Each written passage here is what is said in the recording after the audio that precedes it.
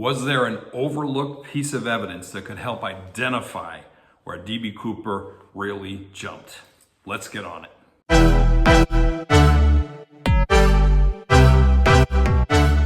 Okay, folks, let's jump right into this here. This is part 2 of this video series that I'm putting out here, discussing where DB Cooper really jumped. Now, you recall that in part 1 that I talked about air traffic control and their communication with the airliner. That was important for a couple of reasons. First of all, it illustrates that mistakes happened. And that's very important to note because for some reason, people seem to take everything that transpired here as gospel. And I'm telling you folks, there were several mistakes that were made, and identifying those mistakes is absolutely critical, obviously, if you want to find out the truth. The other important thing here is that it helped us establish a time that DB Cooper jumped, meaning that we know that DB Cooper jumped by 8:13 p.m. Importantly, we also know the speed at which the jet was traveling. We also know the altitude at which the jet was flying. So we have a pretty good idea of how far the jet traveled by the time DB Cooper jumped. And we can say with a large degree of certainty that the jet did not get anywhere close to the Columbia River or Portland, Oregon, or the airport by the time that DB Cooper jumped. And this is really important because there are people that say, hey, DB Cooper jumped, landed in the Columbia River, and that accounts for the money or portion of DB Cooper's ransom being found on Tina Bar, which is along the Columbia River, which cannot be true. It's absolutely not true for a number of reasons. The other thing is that it just makes sense. Like, DB Cooper is just not going to be looking for an opportunity to jump right over the middle of, like, the suburbs and right over downtown. In other words, he's not going to look down and say, hey, there's lights all around, I'm going to jump right now, because common sense just tells you the guy could land in the middle of the street. You know, he could land in a neighborhood somewhere. He could land downtown. All places that are not a particularly good place to jump and land if you're trying to evade law enforcement. I think it makes a hell of a lot more sense that DB Cooper would wait to see the emerging lights of a populated area and jump at that point, so that he could jump just outside of a populated area, but not within the populated area itself. Once he does that, he can just simply walk back into town, and the rest is history as far as that goes. So that's why part 1 was critically important as far as that goes. So here with part 2, I want to talk about a few things here, a few pieces of physical evidence that I think are critically important in helping us to establish, helping us to establish that the FBI flight path cannot be correct, or at least is highly unlikely it's correct. From the outset, it's very important to understand that when we're dealing with physical evidence, we're dealing with something that doesn't have an agenda. It's something that is fact-based. It's something that does not lie, and it cannot be wrong. So physical evidence is critically important. And there isn't a hell of a lot of physical evidence here in the case. Now, we have testimony from people and, sort of subjective analysis and things of this nature, but all of that lends itself to mistakes being made. And trust me, folks, there are mistakes all throughout the FBI investigation. It's not to say that they were negligent. It's not to say that there's anything nefarious going on here. It's just simply mistakes were made. And I'll point out a couple of examples here as well. So let's talk about some of this physical evidence, or lack thereof, shall I say. So first of all, the FBI flight path and where they think that DB Cooper actually jumped is very problematic in my mind, for one very big crucial reason, because they ain't found nothing there after nearly 51 years. And that's a very, very big problem. DB Cooper jumped with like 70 pounds worth of parachutes, attaché case, clothing, all kinds of crap, money. He jumped with a lot of stuff, not to mention himself. But he had about 70 pounds worth of stuff that he jumped with. And like when the guy landed, he did one of two things. He either discarded some of the stuff that he no longer needed, like the parachutes, for example, or he decided to play Smokey the Bear here and just take everything with him out of the woods, leave nothing behind. The problem is if you're gonna play Smokey the Bear, there's a lot of stuff there. This stuff is heavy. It's not easy to walk out or hike out with for any great distance. And there's just no need to do that. So common sense just tells you that he's going to take the parachutes off, he's going to stash them somewhere, he's going to take the important stuff like the bag of cash, and he's going to roll. He's going to get the hell out of Dodge as fast as possible. So if he actually did that, and the FBI flight path is correct, and the FBI jump zone is correct, we've got a very big, perplexing problem. And that is, how come nothing, absolutely nothing, has ever been found? Almost 51 years. And this is not no man's land, people. There's a lot of population in this area. We're just talking the suburbs of Portland and Vancouver. There are a lot of hikers, there are a lot of people that engage in recreation, there are a lot of hunters, there are a lot of neighborhoods and homes and things of that nature in that area. There's a lot of open land that's used for agricultural purposes. This is not Nowheresville, Alaska, okay? So in all likelihood, something would have been found over the last 51 years, in my mind, if D.B. Cooper had actually jumped and landed in that area. But again, they have found absolutely bingo, nothing at all. That's the first thing. Now let's talk about what has been found. Specifically, there was approximately $6,000 of D.B. Cooper's ransom. Again, this is physical evidence that was found buried along the Columbia River at a place called Tina Bar, buried in the sand. The very big problem is that where the money was found is nowhere near where they believe D.B. Cooper actually jumped. As the crow flies, it's like a good 20 miles away. And there is no physical way the money could have actually gotten to Tina Bar and been buried naturally. The only possible way that could have happened is somebody actually had to bring the money there and bury it. That's the only possible way that could have happened, which doesn't make a hell of a lot of sense if you believe that D.B. Cooper landed where the FBI thinks D.B. Cooper landed, and that he drove 30 miles to Tina Bar and decided for some reason to bury some of the cash. Why would somebody do that? I mean, listen, folks, if you've got the cash in the trunk of your car, it seems to me you just get the hell out of Dodge. I just can't understand for the life of me why you would drive to some beach and just bury some of it, just to kind of sit there for 8 years and by chance happen to be found. Doesn't make any sense. So again, that's a hardcore piece of physical evidence that's absolutely nowhere near where they believe that D.B. Cooper actually jumped.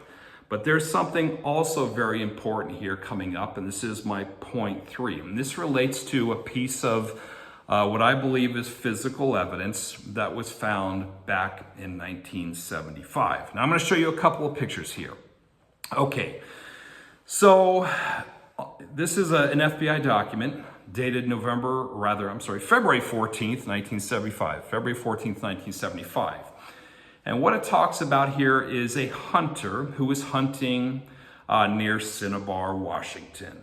Now, Cinnabar, Washington has some hunting grounds there, and apparently this guy was hunting there, and he came across a large piece, approximately 8 inches by 40 inches in size, that he recognized as likely being from a Boeing aircraft because the dude worked at Boeing.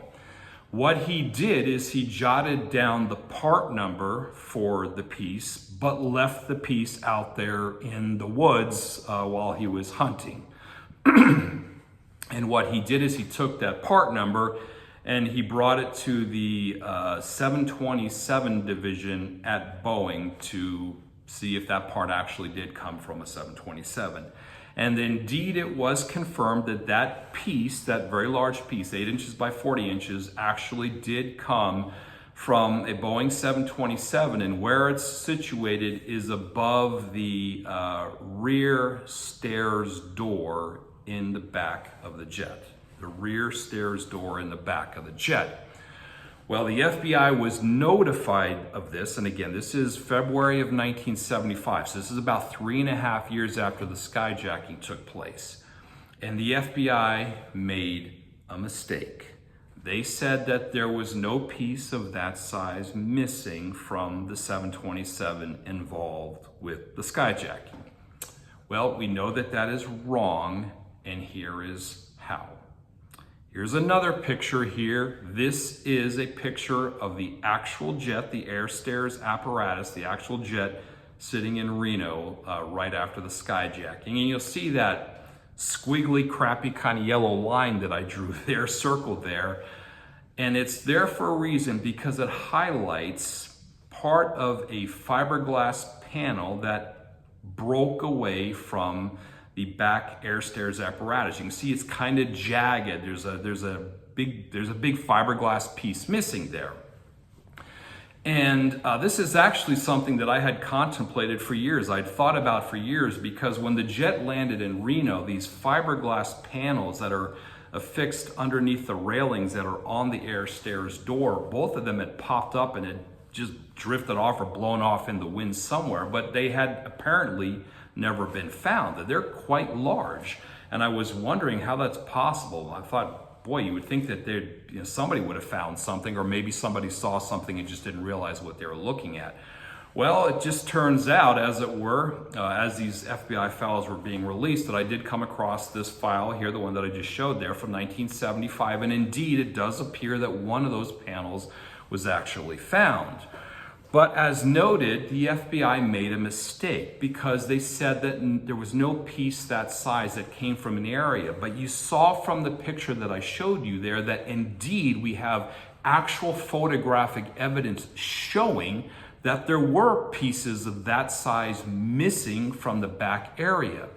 This is where I think the problem occurred, where a mistake was made. You recall that the 720 section, the Boeing 720 section of Boeing, boy, I know that's right, that doesn't make any sense, but you get my point here. The division that deals with the 727 at Boeing, let's put it that way. They said that, yeah, this piece actually comes from, the back area above the rear stairs door. Well, the thing is that cone area back there actually has a couple of doors. There's the bulkhead door that sits between the fuselage, the cabin where the passengers sit, and that back cone area where the air stairs apparatus and everything is. And apparently the FBI agent was thinking of that bulkhead door and thinking, there was nothing above that door there, that size, that was missing, and he would be correct. The FBI agent, however, did not realize that the air stairs themselves are actually a door. That's right, the actual air stairs that fold down, that fold back up into the bottom of the fuselage themselves are a door. And that is where these missing fiberglass panels came from. So this is a perfect illustration again of the FBI, or an FBI agent, not quite understanding some of the technical aspects of what we're dealing with here and simply making a mistake. Why this is critically important is because in all likelihood, this piece actually did come from the Skyjacker airliner. And let me tell you why that's important. Let me throw up another map here. Okay, you'll see with this image here that we've got a map, and I've got a few things lined out here. First of all, you've got that gray line, and it's identified as the FBI flight path. This is the portion of the path that the FBI believes that the airliner actually flew. You'll also see the blue line that is labeled the western flight path. This is the path that I believe that the jet actually flew. And you'll see that there's sort of a yellowish box. That basically outlines the area of the Cinnabar hunting grounds. In other words, the area where this piece, this Boeing part from the Boeing 727 was found by the hunter. Now, it's very important to note that we know the altitude the jet was flying at. It was flying at about 10,000 feet. And if the FBI flight path is correct, you can see by virtue of that yellow line that I kind of have going from the gray FBI flight path, kind of heading in a northeasterly direction up towards that yellow box area, noting the Cinnabar hunting grounds. If the piece broke away from the aircraft at the point that I've pointed out on the map there, it would had to have drifted 15 miles, at least 15 miles, to actually make it to the Cinnabar hunting grounds. Now, it's important to know we don't know exactly where in the Cinnabar hunting grounds this piece was found, but we know it was found in the Cinnabar hunting grounds. So at a minimum, the piece had to drift at least 15 miles. Well, ladies and gentlemen, that is impossible. There has been a drift analysis done for this piece, something that's fiberglass, something that's approximately 8 inches by 40 inches in length. And when we factor in all the information that we know about the jet that night, that the wind was blowing to the northeast, and we know what the velocity that the wind was blowing, and of course, again, we know the altitude of the jet and everything, we can prove that it was impossible for the piece departing, getting ripped off the jet at 10,000 feet to have drifted, some 15 miles before it finally landed on the ground. Indeed, that piece could have only drifted really a couple of miles, maybe 2 to 3 miles before it would have landed on the ground. So put another way, the jet being up at 10,000 feet, the piece, once it ripped off at 10,000 feet, could have drifted no more than about 10 to 15,000 feet to the side before it dropped at roughly 10,000 feet in altitude. There's no way the piece, rips off at 10,000 feet and before it drifts down 10,000 feet, drifts some 15 miles in some direction. That's just way too far to drift. So what that proves unequivocally is that if this piece actually came from the Skyjacker jet, and I believe it does, that there is no possible way that the FBI flight path is accurate at that point. The jet could not have actually been on that gray line, because if it had been on the gray line, there's no explanation for how that piece of the airplane ended up in the Cinnabar hunting grounds.